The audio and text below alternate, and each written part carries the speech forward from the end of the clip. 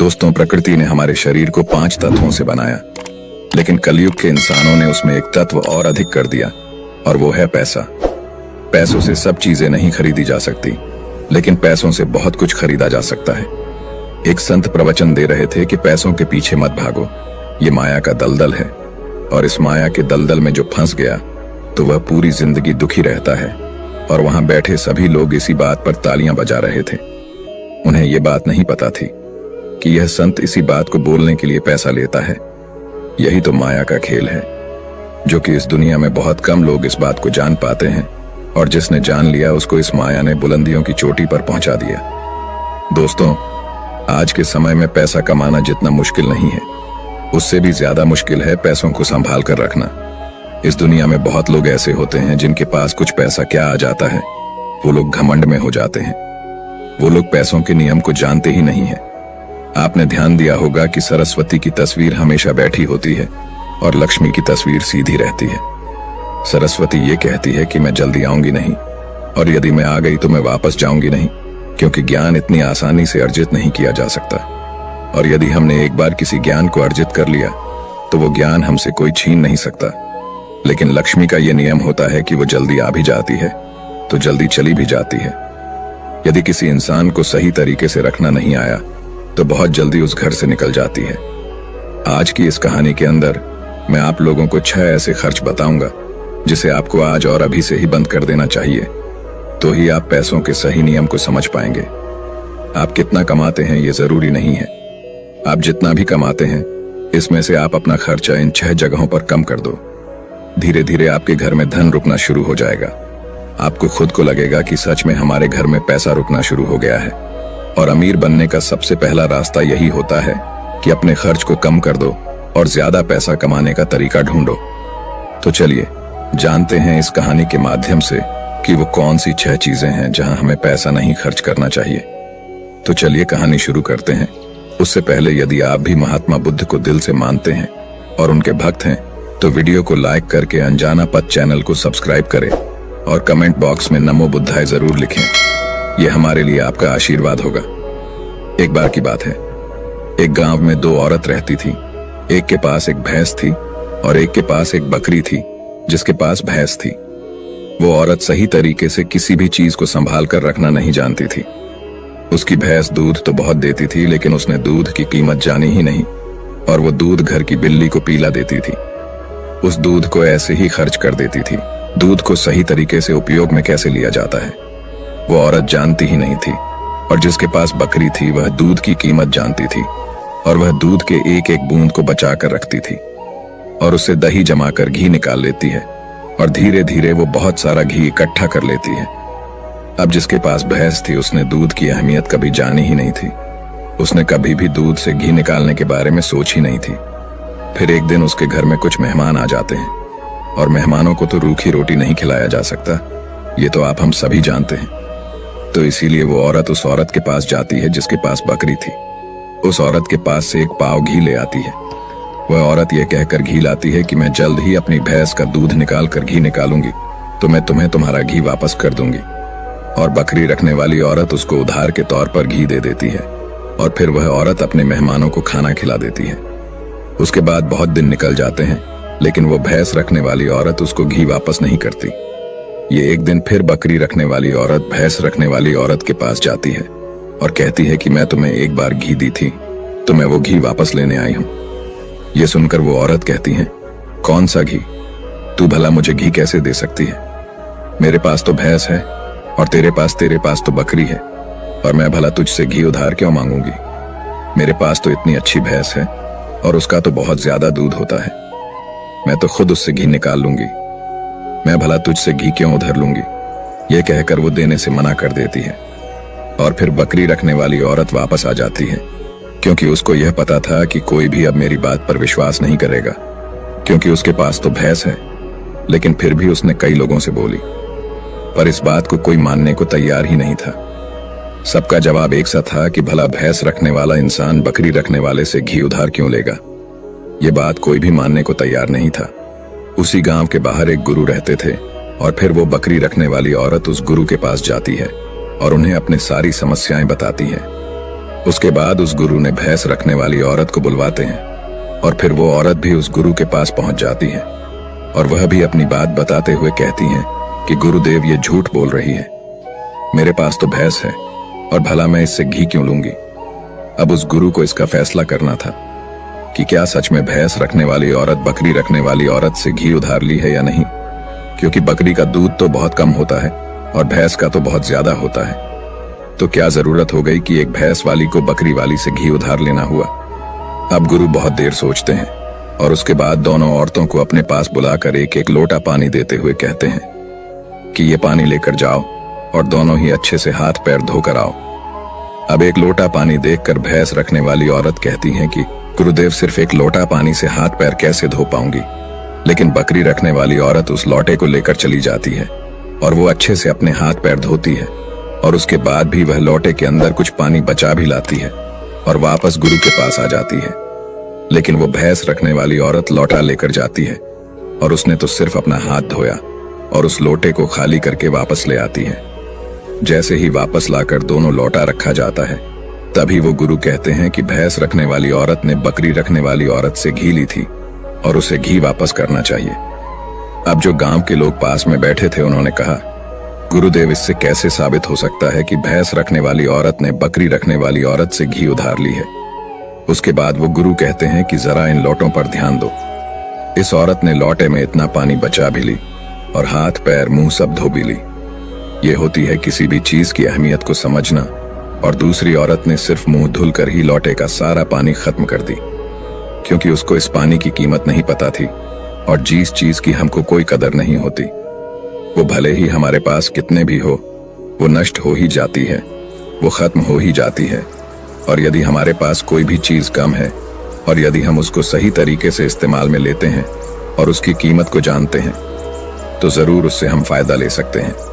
जैसे कि बकरी रखने वाली औरत ने दूध बचाकर उससे मक्खन निकाली और उससे घी बनाई और भैंस रखने वाली औरत को दूध की कदर नहीं थी, इसीलिए इतना दूध होने के बावजूद भी उसके घर में मेहमानों के लिए घी नहीं था। यह बात सत्य है। उसके बाद भैंस रखने वाली औरत उस गुरु के चरणों में गिर जाती है और कहती है, महाराज मुझे क्षमा कर दीजिए, मैं अभी घर जाकर उसको एक वापस दे दूंगी। उसके बाद वो गुरु कहते हैं कि बूंद बूंद से सागर भरता है। हमारे पूर्वजों ने यह कहावत यूं ही नहीं बनाई। हमारी छोटी छोटी बचत हमारे भविष्य में एक महत्वपूर्ण लाभ बनकर हमें मिलती है और ये बात बहुत ही कम लोग जान पाते हैं। और यही बात हमारे घर में लक्ष्मी पर लागू होती है। यदि हम लक्ष्मी को बचाएंगे तो वही लक्ष्मी हमें भविष्य में अधिक लाभ बनकर मिलेगी।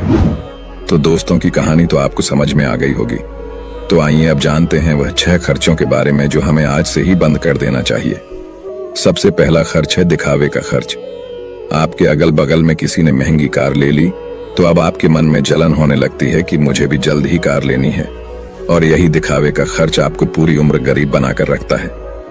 दोस्तों, हम में से ऐसे बहुत से लोग होते हैं जो सिर्फ दिखावे के चक्कर में ही बहुत सारा ऐसा सामान उठा लाते हैं जैसे कि दूसरों के सामने अपना रुतबा अधिक हो सके। कार ले लेना, महंगे जेवर ले लेना, महंगे मोबाइल ले लेना या फिर ऐसी कोई महंगी चीज खरीद लेना जिसकी हमें हमारी जिंदगी में कोई जरूरत भी नहीं होती। और जब उन्हें कोई समझाता है तो कहते हैं हम किसी से कम है क्या। वो लोग ये नहीं समझते हैं कि इससे हमारा सिर्फ नुकसान होता है, ना कि कुछ फायदा। यदि आपको सच में अमीरी के रास्ते पर चलना है तो ये सारे खर्चे सबसे पहले आपको बंद करना होगा और वही पैसा कहीं इन्वेस्ट करना सीखना होगा। मैं ये नहीं कहता कि आप अपने शौक पूरे ना करें। मेरे कहने का मतलब ये है जिस चीज की आपको जरूरत है बस आप वही लो, किसी को देखकर कोई सामान बिल्कुल ना ले। दूसरी बात है कंपनियों की स्कीम से दूर रहना। अपने सामान की बिक्री अधिक करने के लिए अलग अलग ब्रांड की जो कंपनियां होती हैं वह लुभाने की एक स्कीम लाती है, लेकिन यह उनकी मार्केटिंग करने की रणनीति होती है जो हम लोग समझ नहीं पाते। और बहुत सारे लोग अलग अलग स्कीम के चक्कर में आकर वो चीज भी खरीद लेते हैं जिसकी उन्हें जरूरत भी नहीं होती। यदि हम मार्केट में जाते हैं और हमें पता चलता है कि 50% डिस्काउंट के अंदर वॉच मिल रही है, बल्कि हमारे घर में तो 2-4 वॉच रखी हुई है, लेकिन फिर भी हम उस वॉच को खरीद लेते हैं। हम लोग यह नहीं समझते कि यह सब मार्केटिंग करने की रणनीति होती है।